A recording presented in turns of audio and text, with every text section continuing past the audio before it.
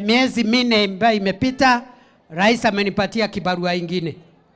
Hiyo kibarua nimepatiwa ni ya kuwa msaidizi wake mkuu ama mtu yake ya mkono ya kumsaidia kazi. Ndio hii soko ambaye ameanzisha. Nirudi hapa after 2 months. Hatuwezi kungojea mpaka rais akuje hapa tena. Lazima turudi hapa na waziri, turudi hapa na PS, turudi hapa na governor, turudi hapa na MP, tuhakikisha ya kwamba contractor is doing the right job and the contractor is on course. Vile vile mambo ambayo rais ametangaza hapa ya barabara, mambo ya maji, mwenye kufuatilia kwa niaba ya mkubwa wa nchi ni naibu wa rais.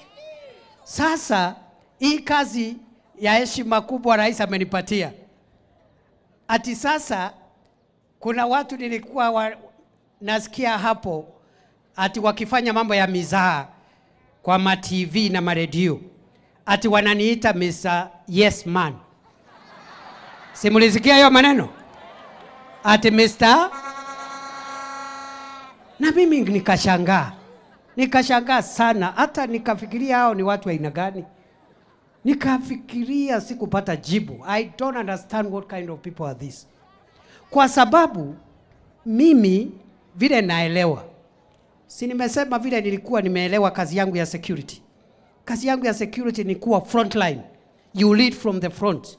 Where the terrorists are, you go there with the officers. Where the bandits are, you go there with the officers. Sio kutoa amri ukiwa Nairobi. So kazi yangu kama naibu ya rais, kuna watu ati wananiambia ati kazi yangu ni kuwa mpinzani mkuu wa rais William Ruto. Hiyo ni kazi ya deputy president. Sio ni kazi ya leader of opposition. Sikupinga rais ni kazi ya mambo ya leader of opposition. Mimi ni mkutu ya mkono msaidizi mkuu wa rais William Ruto kukuamua maendeleo ya Kirinyaga. Masoko, barabara, stima na maji. Wale wengine wanataka kupigana na rais, waingie upinzani, wapigane na rais huko.